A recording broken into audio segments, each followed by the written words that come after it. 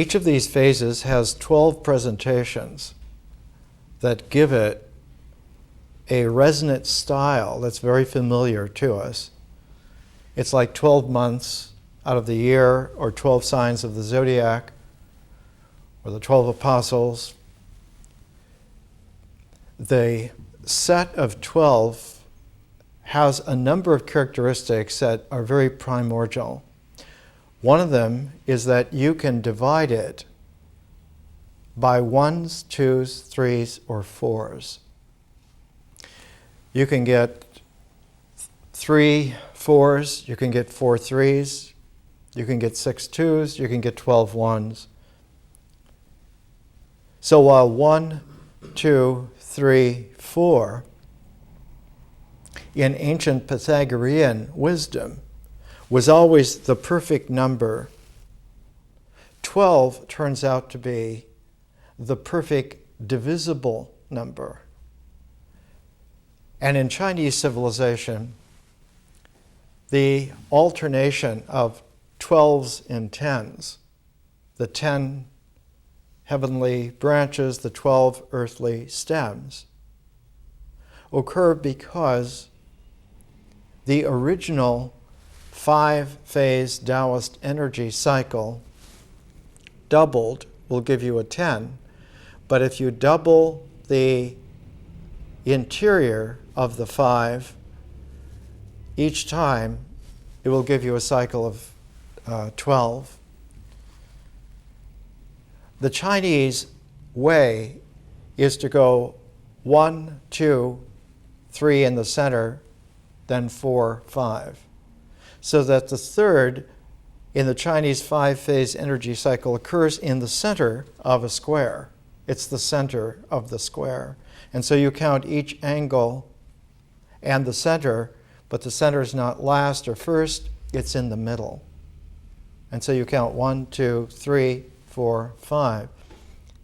If you double the center, you make the center, instead of a point, you make it a pair. And if it's a center that is paired, both of the pair must act together to create the centerness. And so through the ancient Taoist wisdom, it is a point that is not like the 4 other points, but it is a pivot that has a spin to it. It has a rotation. And because it has a rotation, it isn't just one point as a pivot, it's the two generating together a pivot between the two of them. And this is actually a very wise scientific and mathematical principle. It's the principle of a barycenter rather than a point center. And when you have a barycenter, you have the ability to have the two that generate the center between them have different ratios of relationship, and you still maintain the barycenter. In fact, all star systems are not circular. They are always barycenters between the central star and whatever planets there are. They will share the angular momentum of the entire system together, and the barycenter will be the pivot of its stability. And so the Chinese sense is that heaven does not need any other stability than Tao, but on earth we need to have a ratioed rotational cooperation to have a stability. And so when you see the Tai Chi symbol with the two little circles, the dark circle inside the white teardrop, or the white circle inside the dark teardrop, those two circles are the earthly center generating the berry point. And so the Tai Chi is actually in motion all the time. It is spinning all the time. And in Chinese mythology, it is Pan Ku, the primordial person, who holds the Tai Chi at his Manipura chakra and spins it. And when he spins it, it's the spinning of the Tai Chi that creates the possibility for existential manifestation to come out of Tao. And when it comes out of Tao, it comes out as Te, it comes out as unity. And so the barycenter ensures that existential reality on the earth, on the world, has a unified expressive reality that's immediately emerged pristinely out of Tao, so that Tao and Te form actually a binary of 1 and 0. Heaven's Tao is 0, but the world's Tao is 1. And so integration, the integral, characterizes the world, whereas open emptiness characterizes heaven. In this way, the ancient Chinese understanding came down through about 5,000 years of civilization.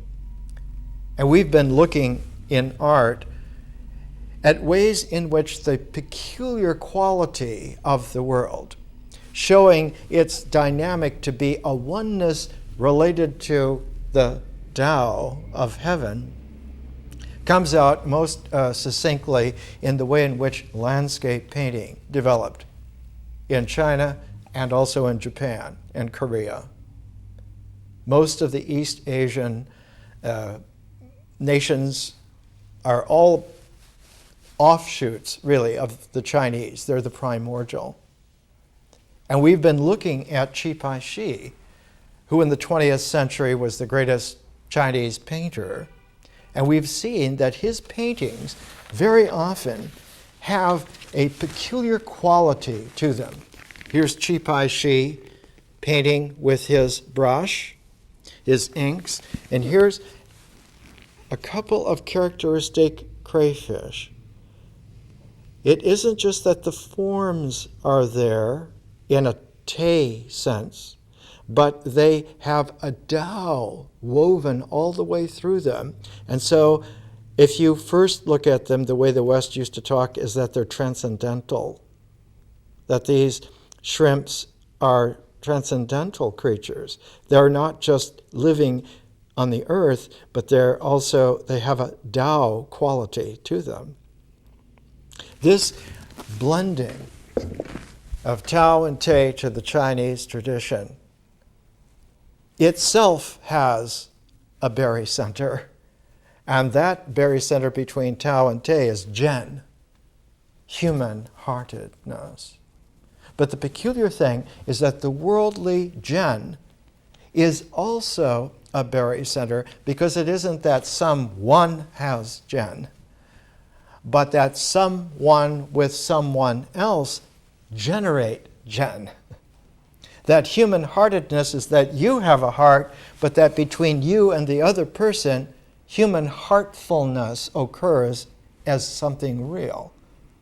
And so the Chinese understanding of Zhen is that it is a shareable quality of centeredness.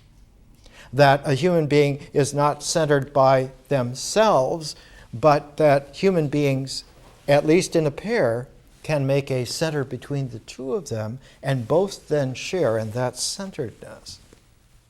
So that Zhen, while it's the third phase, Tao, Te, Zhen, it's given a value of 2. Like Tao is 0 and Te is 1, Zhen is always 2. The phrase in the United States about 50 years ago, it takes 2 to tango. The Zhen being 2 and yet third means that its barycenter is not just between 2 people, 2 ones, but that the Tao is also coursing there invisibly between them. And so 2 human beings make a tuning fork that allows for human-heartedness to import Tao from heaven into their kind of earth. Not just the earth, but human gen-inhabited earth. And it's out of this relationship that our shared gen together, being a two, in a world that has a te, will allow for those two to also pair and make a three quality, make like a triangle. And that three quality to the ancient Chinese was called yi. And yi, pronounced that way in ancient Chinese, means the symbols in the mind. That symbolic thought is itself a barycenter generated from a gen and te barycenter, generated from a tau and te barycenter. And so the human symbolic mind to the ancient Chinese wisdom is a third order stability. It is a stability that goes out like a target, but the center of the target, being a zero Tao, does not record. It's only when you get to Tao and Te that they record that though the barycenter of Tao does not record, it permits a cooperation to record. And the gen would be the next circle out, and then the symbols in the mind, the E would be the fourth circle out of this target. But if you were counting it, you couldn't count the center of the target. It would be open. It would not be there in the target. It would be mysteriously empty. And then if one went out to the fifth level, the Chinese, the phrase for it translates as the 10,000 things. It means the multiplicity of things.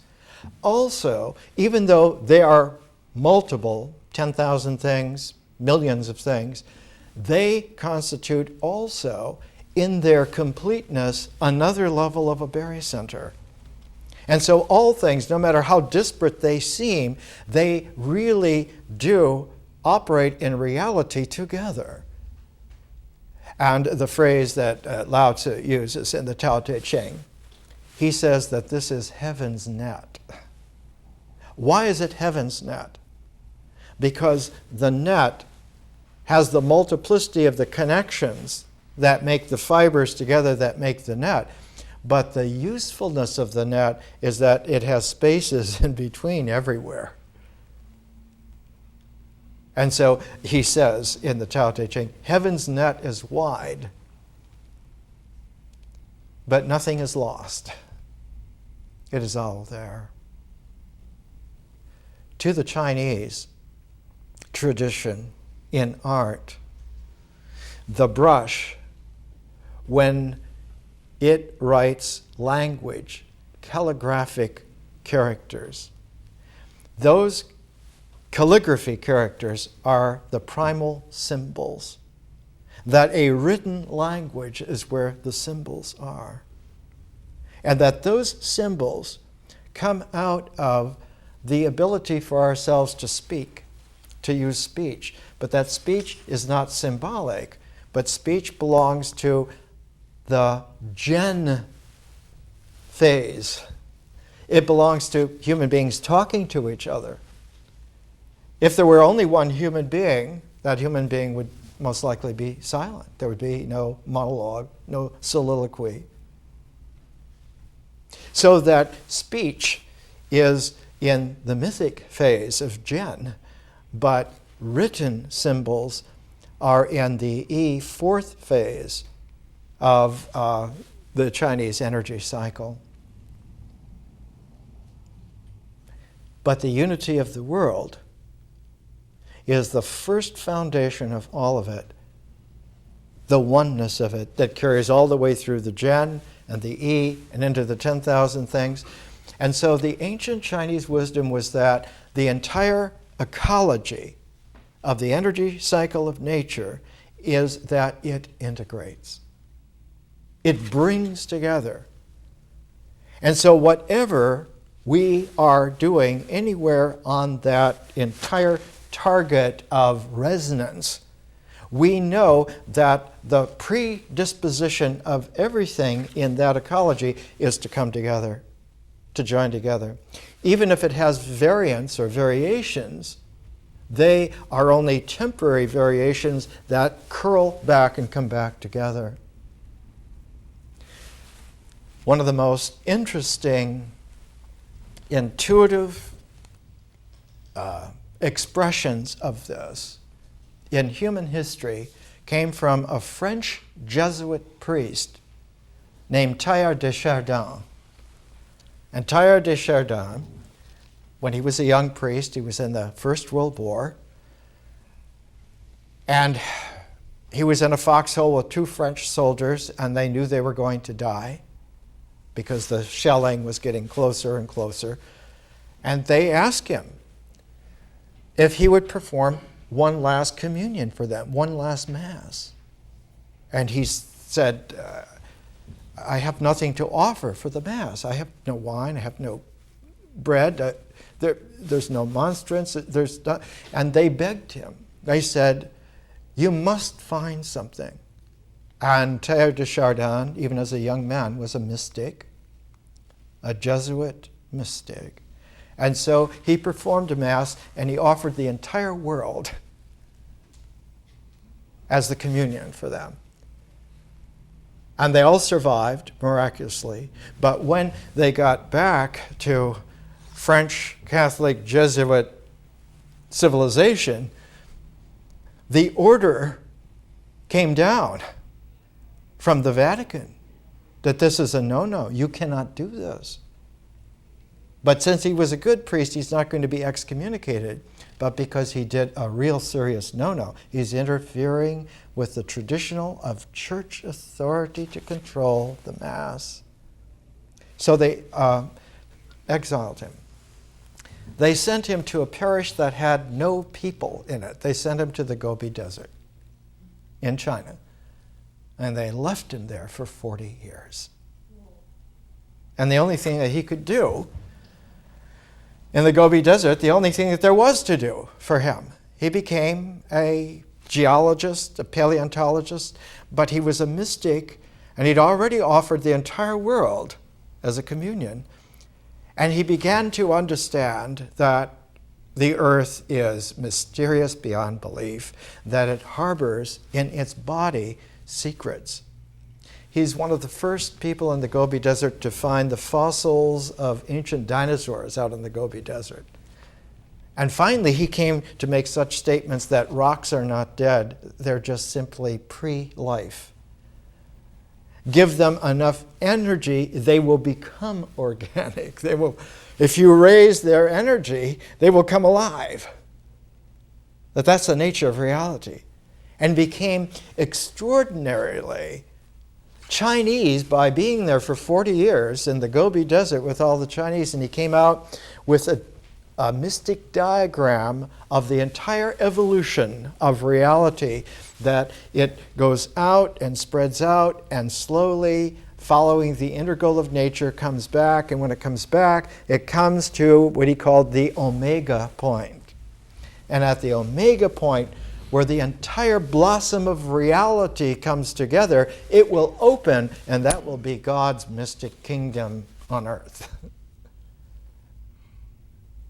This is very Taoist. It has very little to do with Roman Catholic Jesuit unfolding, but it has everything to do with the way in which Jesus originally taught. Very much so. Not so much the standard church histories, but the hidden, esoteric, non-standard, non-church histories. And the carrier of that was Mary Magdalene. And Mary Magdalene, and you can see exemplars of the way in which she would teach, is in a book called the Pistis Sophia. Pistis in Greek means faith. Sophia, wisdom. It means the wisdom in faith, or the faith of wisdom. Written about 110, 120 AD in Alexandria. And what happens there is that Jesus is teaching people not so that they just hear him, but so that they can participate in his teaching, and they can also teach because they have learned to balance themselves in the barycenter between the two of them. And so Mary Magdalene is the first in the Pista Sophia who masters this because she's so empathetic to Jesus that she gets balanced with him and creates the first barycenter, which others then, because they can participate with that, they learn the kinesthetics of the balance of spiritual participation together. And of course, the classic example of the person who learned from Mary Magdalene first is St. John, because she raised St. John. St. John was about 11 years old when Jesus was crucified. And when he said from the cross, "Behold your mother," he meant not his mother. His mother was almost 60 years old. He meant Mary Magdalene. She's in her early 40s. He said, "Behold your mother," and he said to her, "Behold your son," meaning you raise him now, you adopt him. And you see in St. John's Gospel, the gospel of light, the way in which the barycenter is expandable so it isn't just two people, but it can be any number of people. And what is the barycenter? The barycenter is the spoken language that carries the dynamic of the presence between us. And so that presence is called the Word. Wherever two or more are gathered together in my name, which is Word, I will be there. Now, when this quality of understanding went to India, it went to India by St. Thomas, about 40 AD. And he carried it to South India. And there were many trading colonies in South India for many, many centuries. And one of the strongest of them was in the Indian state of Kerala. And that's where St. Thomas took the early understanding of the barycenter of Jesus to South India. And there in South India, after about 50 years, it percolated through the Buddhist communities of India because they began to understand that this is like a resonance of that fits in an expansion of the historical Buddha. The historical Buddha saying there is no self, meaning that the center is open. But Jesus teaching that resonance between people, presence is the real. Even though it is open, it presences around the openness and forms that kind of sphere of actuality. Even though the center of the bubble is empty, it's a good thing because then it allows a kind of a special shimmering freedom to the entire bubble of the sphere. And if it were solid, it would have a limitation, but because it is open, like a bubble, it's able to be expanded even further. And one has many properties that you wouldn't have. And so by about 90 AD, for the first time, you have a Buddhist monk who understands Hellenistic Jewish Christian presencing. And his name was Ashvaghosha, and he wrote the first classic in the Mahayana called The Awakening of Faith in the Mahayana. The Awakening of Pistis in the Mahayana. And so one has this kind of interesting thing because when the Mahayana left India and went to China, it went to a China that for several thousands of years understood Tao and how Te wraps itself around and how Zhen wraps itself around and how the symbols in the mind, the E, wrap themselves around. You get this layered bubbling. And so when the Mahayana, influenced by Hellenistic Jewish pre-church Christianity coming out of India, met the Tao in China. It took about 5 generations before a Chinese genius came along and said, all this works together. And his name was Hui Neng, and he's the founder of Zen. He's the one that said, that's right. Because it is completely open, and because it has resonant layers, the layers then do not just stop with the 10,000 things, but that the 10,000 things generate a new kind of space, and that new kind of space then is has more dimensions than nature. Yeah. And that was the beginning of the power of the Chinese aesthetic to discover consciousness is a special kind of space. It's an aesthetic space. That art is actually born out of the extra supernatural aesthetic space. And what is born out of it is not existential forms or symbolic forms, but that they are resonance forms, and that those resonant forms are what make them art. And so we're working here in this presentation, the 12th presentation in the phase of art, we're working to understand that the West, for about 2,500 years, has had a consistent, flawed misunderstanding of art. And the flaw goes all the way back to Aristotle, who misunderstood. And one of the ways in which it was misunderstood is that art was put into the mind. That art is somehow an idea that you have in your mind. That art is controlled by symbols, by the mind, by ideas. And this is a flaw. It is not controlled by that at all. It emerges in its own kind of form out of visionary consciousness, and consciousness itself is an aesthetic space.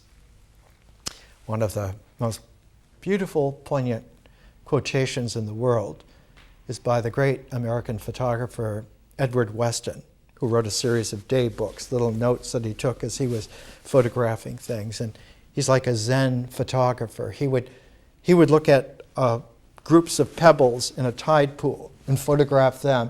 He would look at pieces of food, bell peppers that looked strange, and he would photograph them, but he would photograph them with the platinum negative plates and using a particular kind of a system that was developed and perfected by a friend of his named Ansel Adams.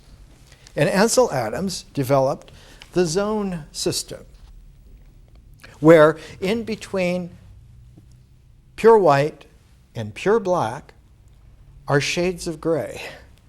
So many percentages of black, and that in these shades of gray, in this gray scale, the primordial natural gray scale will have all of the alphabet that you need in order to master it by giving it 1, 2, 3, 4, 5, 6, 7, 8.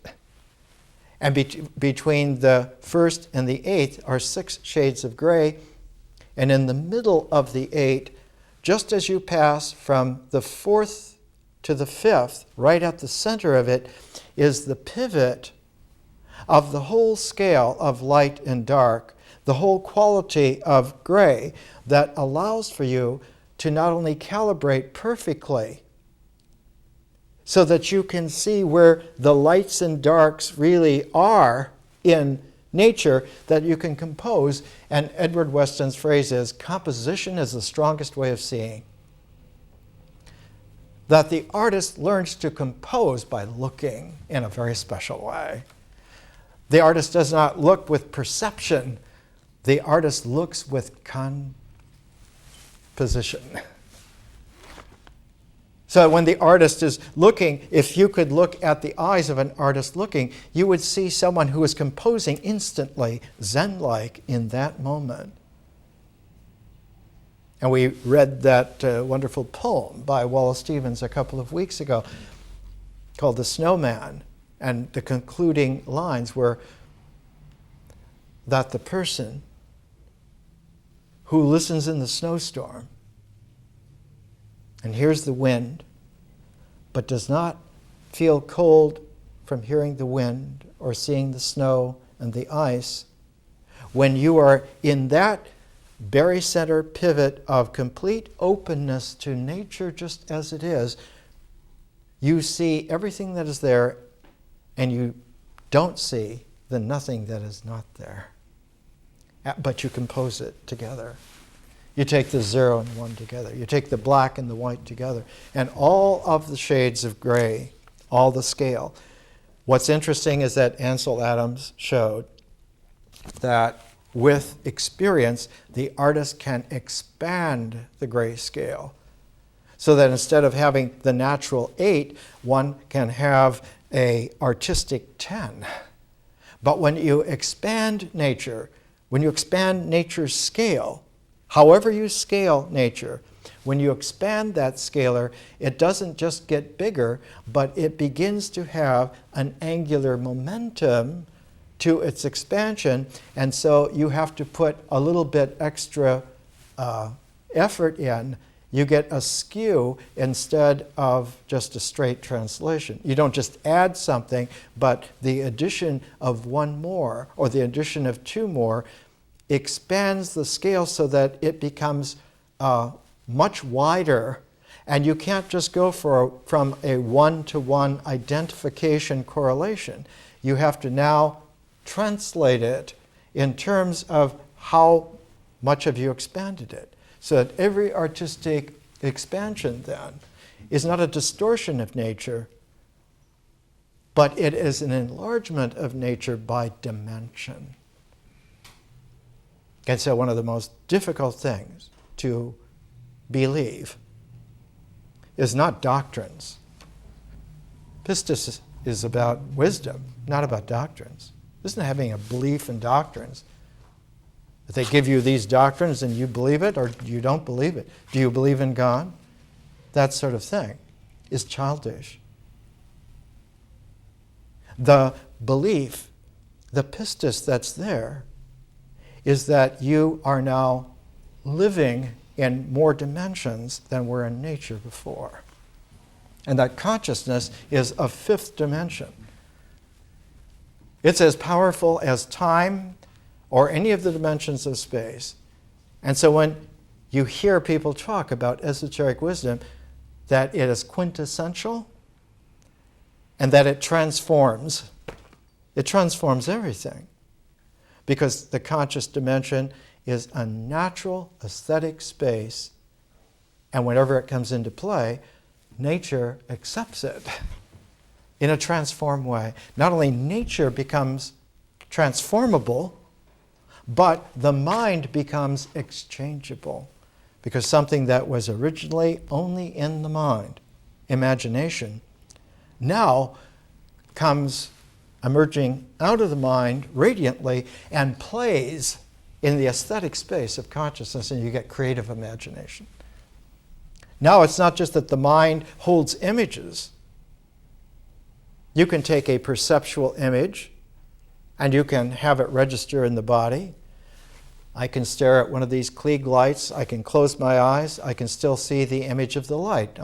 The rods and cones still register the light. The brain still says, yeah, there's an image of the light that is there. But creative imagination takes images from a quintessential fifth dimension. Instead of space-time, you have conscious time-space as a quintessential realm, and it's that aesthetic space that art comes out of. And so art is born out of a quintessential aesthetic space that is not in the mind. It's a supernatural dimensioning beyond the world. And when works of art come into play, they come into play as energy in a sixth-dimensional form. And that's why works of art, or any sixth-dimensional, and by this time we can't just call them integral because the expansion has changed everything. It isn't no longer just integral. And so we have learned in our education here to style it differential. That a five-dimensional space is a differential space. It's no longer just an integral space. And the forms that come out are no longer integral forms, they're differential forms. And so works of art, or spirits, or spiritually matured people, the person, are all six-dimensional forms. And they're not just higher integral forms, they're the first differential form, just like existential things are the first integral form. And just as existential integral forms have a master indexing in an ultimate integral form, the human mind, that does have a centering and does integral everything, the differentiation likewise has the largest differential possible, and that is the infinite cosmos. And so the spiritual person, as an art form, is directly resonant with the cosmos. That's why the spirit is said now to be cosmic. The human being now has the ability to reach cosmic harmonic. That's the way one would traditionally talk. But it isn't just that it occurs like that. Like in Zen, the instantness is in differential consciousness, which, because it is a dimension equal to time, has no time quality to it whatsoever.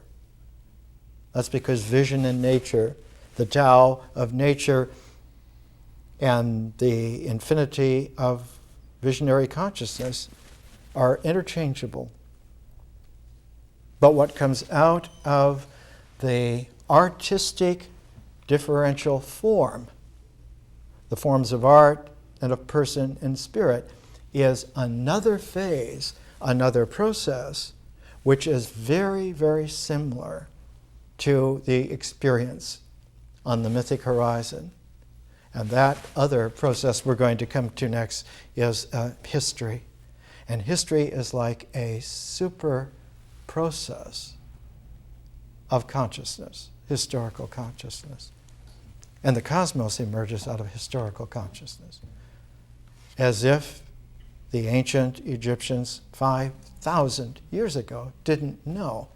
They said Ra is the Lord of millions of years, the Lord of history. And that carried down for all thousands of years. The Lord is always the Lord of history. The master of the horizon, which is not heaven and earth, but is the membrane barycenter between heaven and earth. And when that mythic horizon is completely transformed into a historical horizon, for the first time, one begins to get the membrane between the spirit person and the infinite cosmos as an actual differential form. Now, heaven is not just a metaphor. Heaven is really there. And one feels the resonant sets of oneself in a harmonic, so exact that it's capable now of something that was never capable in nature anywhere. One is capable now of an infinite analysis. You can have an analytic in science to whatever degree you need. Let's take a little break and we'll come back.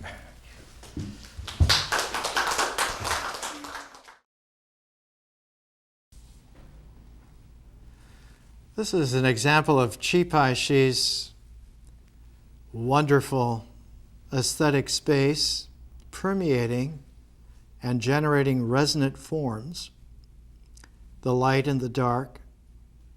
Not only is it that the light and the dark and the chickens, but the little chicks are also light and dark, but notice they do not have to stay in the barycenter configuration geometrically, that they're light and dark together within the ambience of the chicken family.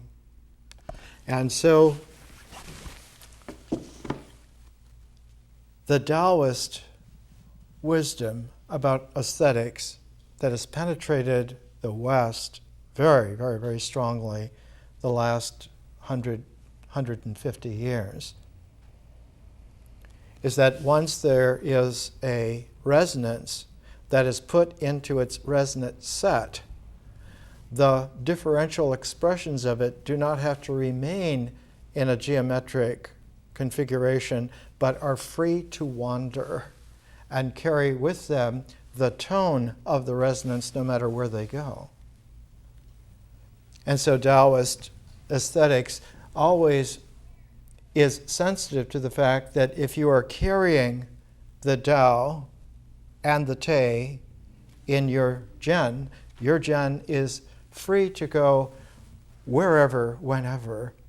And in Chuangzi, the phrase translates wandering free and easy.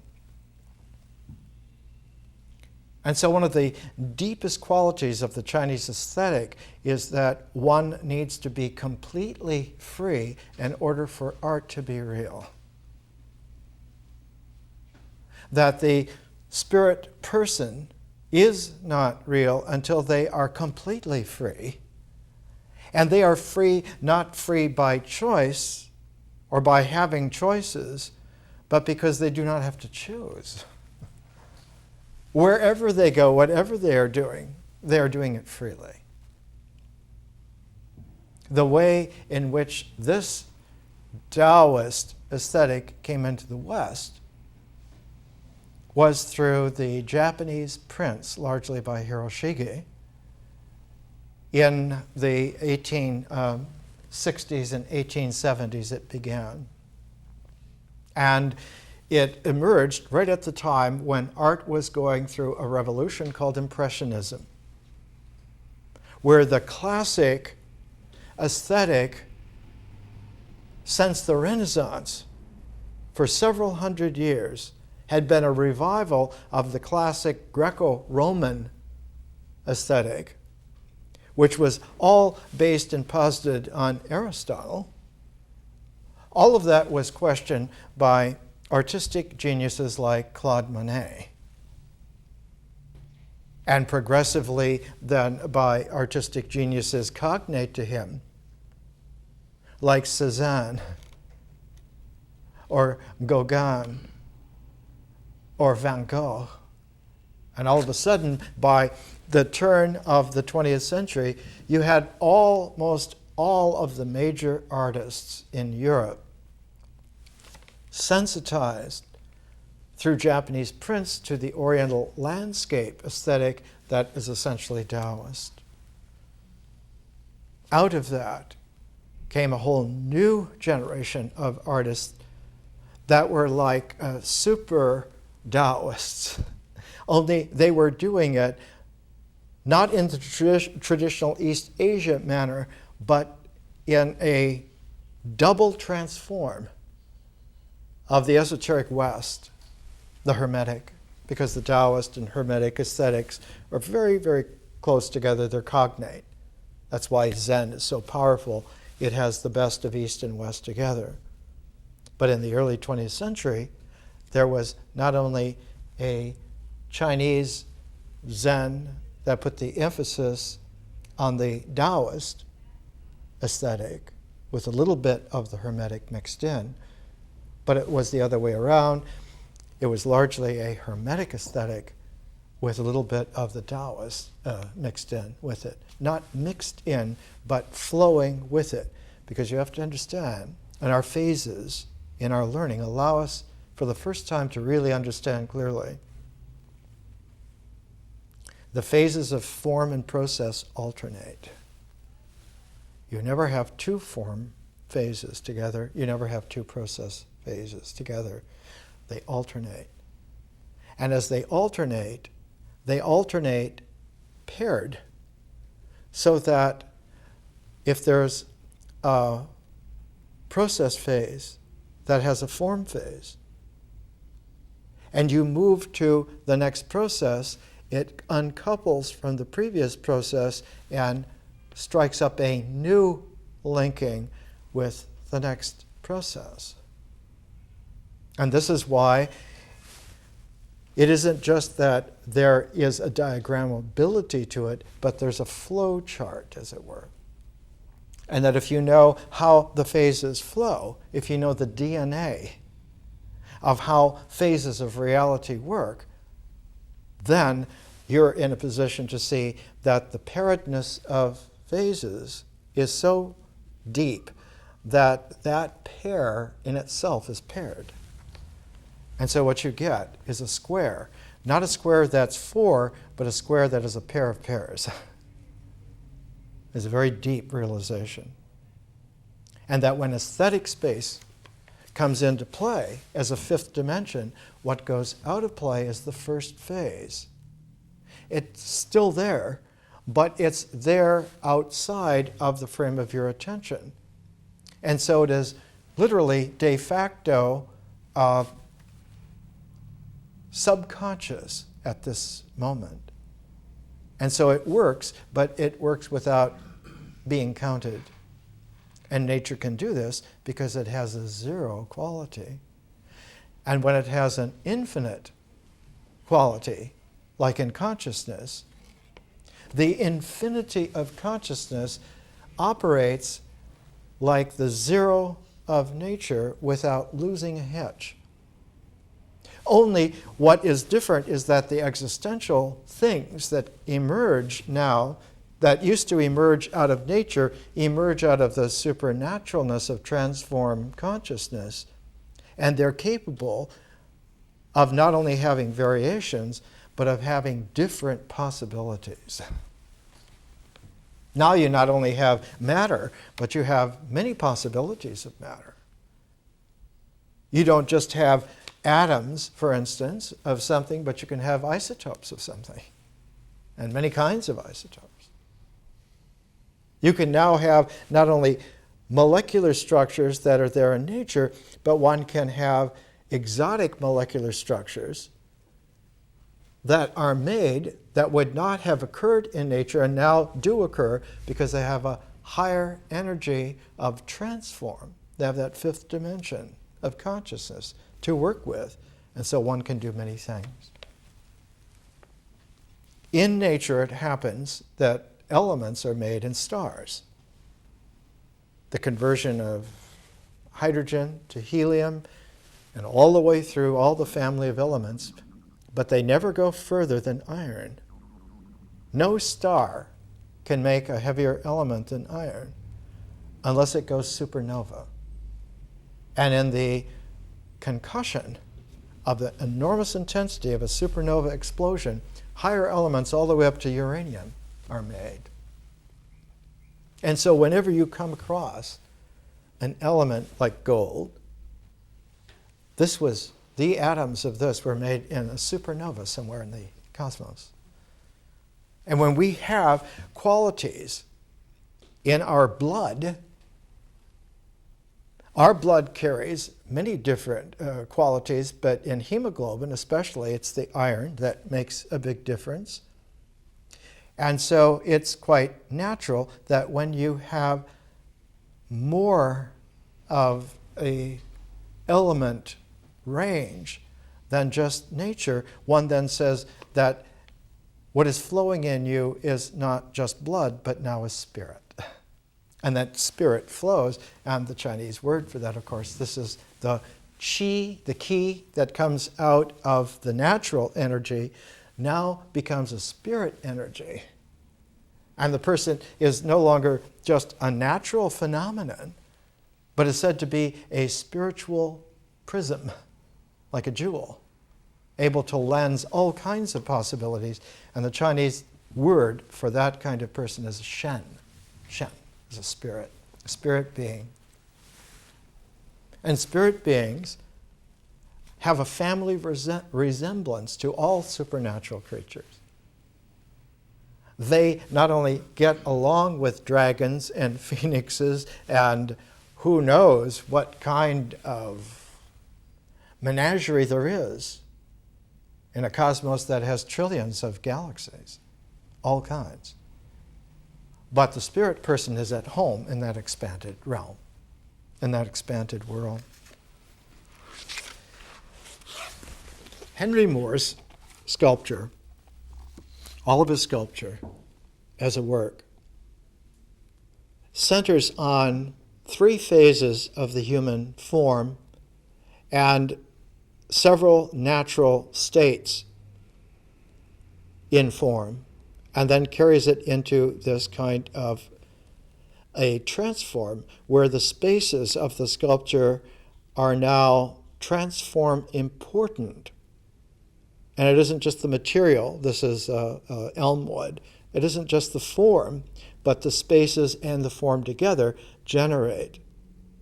And that which is generated in that kind of an art invites the participation of who is not just looking at that work of art, not just thinking about that work of art, but whose composing eye looking at that work of art is looking creatively, and one creates a new kind of an aesthetic space, the aesthetic space of someone appreciating that work of art.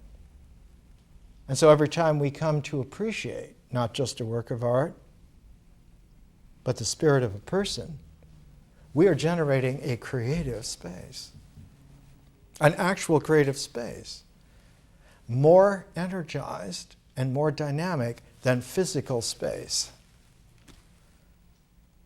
The physical space of existence, the physical space of existence that is able to give rise to the dynamic of experience, now is raised not just another notch, but several orders above where it was.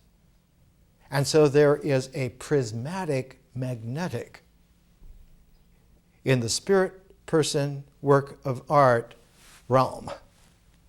It's like a magnetism that is generated is not charismatic. It's not based on character. It's not based on individuality. It is generated out of the aesthetic space by the emergence of the differential forms of personal art. And so there's an art of person making. And that the person, once they're able to enter into this creative, imaginative, aesthetic space, the natural dynamic of that space is remembering. Remembering. Consciousness in its primordial differential is remembering, not the memory. When remembering as a function goes into the structure of the mind, then you have the memory. Then you can remember images. But conscious remembering is a dynamic. It's a process. And when it achieves form, all those forms are resonances that include remembering in its various creative layerings. And that's why we'll see, after our interval next week when we come to history, History 1 in 2 weeks, history is not about making lists. It's not about chronologies. It's about raising remembering to a universe, not even a universal level, but a cosmic level. And so history has a peculiar quality to it. It's not limited. It can move free and easy. So that history is not indelible, this is what happened, but it is ultimately transformable. That one can go back in history as well as go future in history. There's such a thing as future history. And there's such a thing as the new past. That by going back with more creativity now, a higher energy dynamic of magnetics, you can go back and you can redo experience. It doesn't have to remain what it was. You don't have to just suffer whatever the karma was of that experience. One can go back and change that so that it will never occur, creating whatever knots had come out of it. And so individuality is a movable feast. It can be many other things than what you were or what you thought you were. And the way to say that is to change the way in which the ancient characterization in the Torah, when Moses says, "Who shall I say sent me?" the standard translation was, "Tell them I am that I am." But one can read it in a different way with the pronunciation on a little bit different vowels, and it reads, "I will be who I will be." The divine is a charismatic, existential, but is a prismatic reality. And so one comes to a very interesting thing, that art is the first stable form that generates the person, generates the works of art, generates the differential place in dimensions where spirit now is as real as time, space, and consciousness. And when it generates history, history will come out to have very interesting qualities. It will be another process, not a form. And the process of history is civilization. So the realization is startling. Civilization is not a thing. It's a dynamic process. Theories are not in the mind. They're a process in conscious aesthetic space. And this is why not only does art come out of theories, but science also comes out of theories. And that something theoretical is not just made up in the mind, but is an energetic dynamic that is generated beyond the mind. And when you put theory into consciousness as a process, a differential process at that, then all of the structures of the mind become limited things which are frozen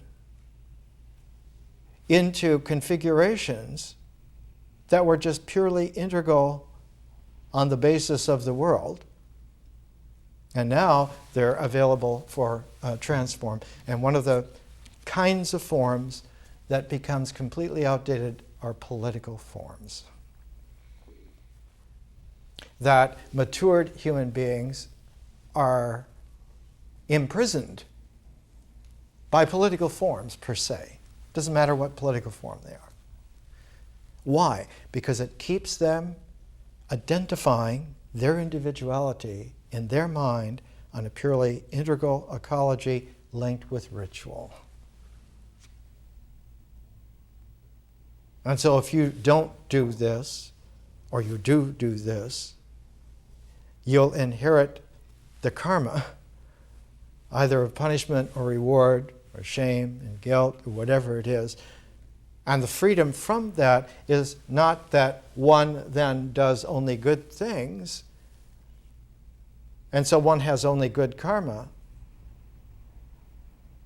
That's an illusion. That's a maya. All karma needs to be transformed completely, permanently. And this is the new aeon. This is where we are at the beginning of. This is a completely different thing. Everything else before this is a metaphysics, which, like political structures, are diagrammatic mental things. All metaphysics are faulty. Doesn't matter what they are. Doesn't matter about their complexity. They're all faulty. And so, one of the earliest 20th century ways of talking about this is that one has to go to a non-Aristotelian quality of transforming thought. And that was generated largely by people who were dealing with transforms of language, linguistics, semantics, And there were a couple of enormous geniuses in the early 20th century who dealt with language. One of them was the philosopher Wittgenstein. Another was the developer of semantic theory, Korzybski. But one of the most powerful figures was a linguist, a linguistic genius. And I'll bring some of his work when we start history, and you'll be able to appreciate. I don't want to let the cat out of the bag just right yet. But he was followed by a generation of geniuses, just like nuclear physics had a generation of geniuses after Einstein and Bohr. Just like art had a generation of geniuses after Monet and Renoir. There was a generation of geniuses in languages, in linguistics. And the most powerful genius in linguistics was an American named Noam Chomsky. And he came out in the early 60s of a transformational grammar, how you can learn to use language in a differential, conscious, transformed way so that you don't get accidentally imprisoned by saying something and then having to believe that what you said is true in just that way. And one of the great interesting books that came out about 10 years after Chomsky's transformational grammar was a book by a philosopher named Stanley Cavell, and the title of it was Must We Believe What We Say? Must we mean what we say? And the answer to that is that if we choose to, but we always have the option, the freedom, to say it completely differently. And that belief, instead of being anchored and tied to ritual karma, or being indexed by symbolic mentality, ideologies, whether they're metaphysical or political, that one is sprung free from that permanently. You can use those forms if they're necessary for an application to be used, but they do not dominate the scene. What dominates the scene is that there's no dominance. There's a shared barycenter of people who share a creative, conscious, aesthetic space together. And so the new economy will not be a political economy, but an aesthetic economy. Not because the money will be artistic. Oh, they print it like Canadian money in nice colors. It's not that at all. It's that an aesthetic economy involves the dynamic of a shared conscious time space. And everyone sharing in that shares in the way in which the forms that will emerge stably out of that emerge from all of us together. One of the pioneering yogic ways in which this was attempted early in the game, attempted in the late 40s in India, the great successor to Mahatma Gandhi. After Gandhi was assassinated, his successor was a powerful super yogi named Vinoba Bhave. And Vinoba came up with a transform of the way in which social forms are made, not on the basis of political economy, but a kind of a proto-aesthetic economy. He called it, the Indian word for it was sarvodaya. Sarvo is the same Sanskrit root that we get service from. Daya means all, everyone. And so sarvodaya was a social theory based on the conscious space, time, that meant that communities get their stability because everyone participates together in it. It's for the service of all, not for the aggrandizement of a few and the burden on the many. not even the aggrandizement of the many and the burden on the few, but it means all, everyone. Communities where everyone participates in the shared space by which that community form emerges, including economy, including not just money, but the way in which exchange will have a medium. You don't have to have the coin. The ancient saying by Jesus and his wisdom, whose face is on the coin? That coin belongs to their empire. Augustus Caesar's face is on this denarii. It's Roman, belongs to him. In God's kingdom, there's no face on the money, and there's no money, but the exchange still happens, because it isn't an exchange of karmic existential value on the basis of a symbolic index. It's an interpenetration in reality of a shared space and a cooperatively emerged form. And so the whole form of human life on this planet is undergoing right now a breakdown of all the old forms. And anyone who keeps studying and promoting the old forms is dealing with cemeteries and junkyards. Something new is emerging rapidly, and probably within about 10 years you'll be able to see working models of it. The internet is one of the interesting new kinds of fields in conscious space that are happening. Not cyberspace, conscious space-time. And it has an aesthetic quality to it. And it includes everyone. Anyone who participates is a part of that, occurs with that. We're looking at the way in which art pioneers civilization. It pioneers it because it is not just a form that then makes civilization, but it is a differential form that generates the dynamic, which is civilization. And so civilization is actually a process, not a form at all. Just like experience is a process, not a form. Just like consciousness is a process, not a form. The old way, using the ancient Greek cognate, is to say that a process is a dynamic. In Greek, it's dynamis. And forms are actually energy, energeia.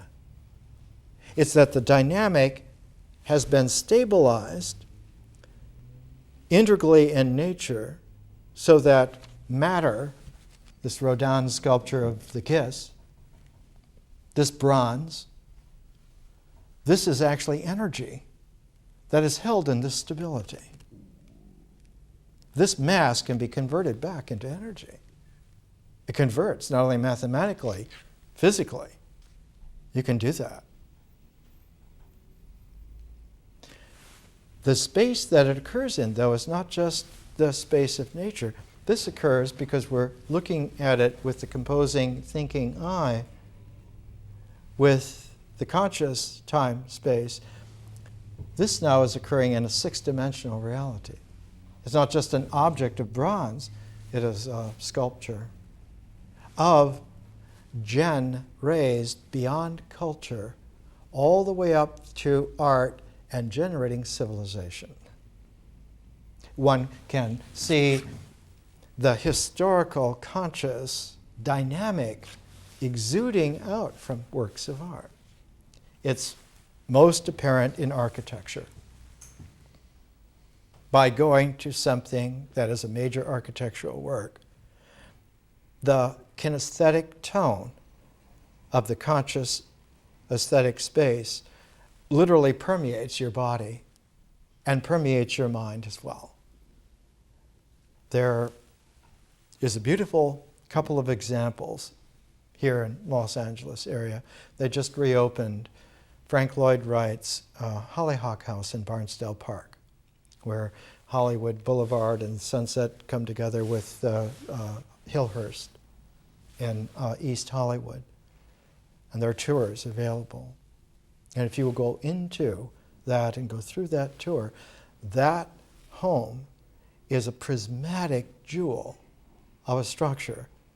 And what you feel in that eventually is that all of the major elements interpenetrate and come to almost like a supernova together in the living room where the fireplace is, with a moat of water around the fire and a skylight to let the light and the air in.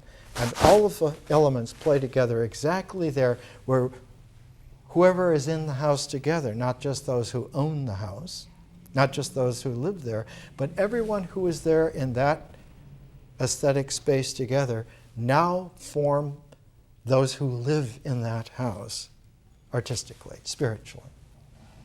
And so the work of art belongs to all of us who are able to appreciate it. It is ours. Not just ours as a possession, but ours to share, and to share into its spirit, its quality. There are art forms like architecture and sculpture of human community. There are art forms that are doable instantly. And we'll see that they generate such a powerful history that the dynamic of that history, when it first was begun to notice, not in the mind of someone, but in the personal spirit, artistically, of someone, that person called it force. And it translates from the Greek dynamis because he used dynamis. And that person was the first really great historian, Thucydides, 2,400 years ago. And we're going to take Thucydides' book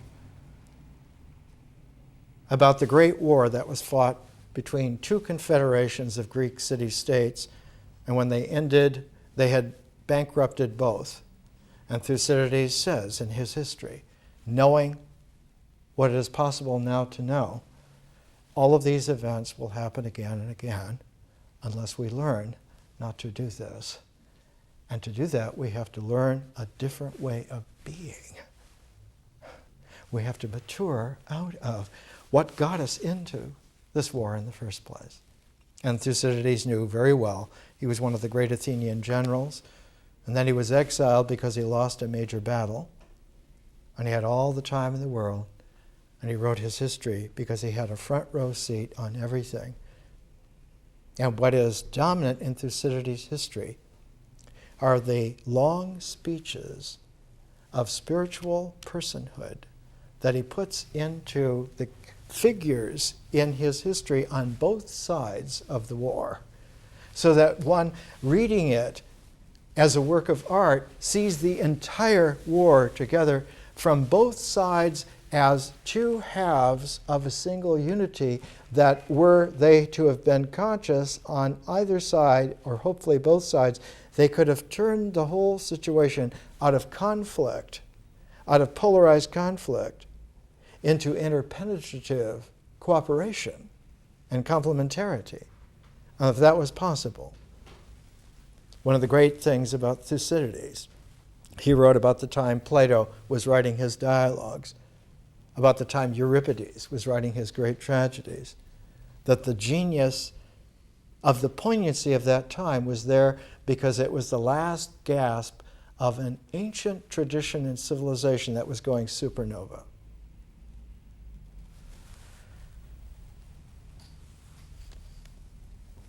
Two generations after Thucydides and Plato and Euripides, a young Alexander the Great dismissed all of Athens as being a college town that had no force in human history whatsoever. He just dismissed them all. And Athens, ever since then, has been more a cultural visiting tourist place rather than a dynamic in the world. Many things that are powerful now are going to be tourist sites. And many aspects of the new that are coming out are as yet invisible because they occupy an aesthetic space right now and have not yet come into form. One of the most powerful combinations of this is to realize while a planetary culture is a wonderful thing, there is no such thing as a planetary civilization. The civilization has such a powerful dynamic now that it extends to an entire star system. You can't just have a globe of one planet and generate a civilization. It can't be anymore. That aspect of this planet now is only a tourist site. It's only a college town. The real field of the new civilization is the entire star system. As a process that's like a barycenter for all of us who participate in it, whoever we are, whoever we were, whoever we will be. This is an education to help generate the different phases so that one can go through them as detailed as you need, as many times as you need, as deep or as high as you need to recalibrate. Revolutions are irrelevant now. Recalibration is what is relevant. And we're recalibrating. Now there's a wonderful film made on Henry Moore, The Mystery of Henry Moore. It's about 83 minutes. And it was made by a Canadian filmmaker. And it's just an excellent film. Interview with Henry Moore in his 80s, sipping his sherry, and talking about his sculpture. I'll loan this out to people. And if you decide to take it, get the phone number of somebody else that you can get it over to them and let it circulate for a couple of weeks. It's 83 minutes in color and very wonderfully done. Next week we'll have an interval, and after that we'll go to history. And we're going to take Thucydides' first great Greek history, the Peloponnesian War. It's in many paperback editions. And then we're going to take Tacitus, the greatest Roman historian, who lived 500 years later. And what's interesting, by pairing them together, when you come to Tacitus after 500 years, he's astounded how accurate Thucydides was, because the Roman Empire that thought that it was freed forever because it was so powerful from those kinds of constraints that Thucydides dreamed up for little Greek states. Rome is not a little Greek state, it's the world city-state. By Tacitus's time, 500 years later, it was falling apart into madness. And Tacitus's book, The Annals, is about the madness that came after the death of Augustus Caesar. One after another of the Roman emperors literally went crazy, and the Roman Empire became a phantasmagoria nightmare. Thucydides was a general, just like Tacitus. They both knew. Fortunately for Tacitus, he lived long enough to see the restoration of some kind of an order in the world. And the emperor who brought that in was named Trajan. And Trajan was so impressed by Tacitus, he made him the proconsul of all Asia. So we're dealing with really special people. Try and get copies of Tacitus's Annals of Imperial Rome and Thucydides' the Peloponnesian War. And in 2 weeks, we'll pair them together. And notice now, if you take just a book, you get into Textville. We don't want that. We want to pair things so that we get a different kinetic energy going on. Because if we pair them, even though they're not initially related, they develop a relationship by the way in which we go with them. We take pairs of books for a month at a time, a lunar cycle at a time, and then we shift to another pair. It's like taking a number of tuning forks, and if you tune everything in this way, like tuning a piano, when all the tuning forks have tuned the whole instrument, now you can play music. More next week.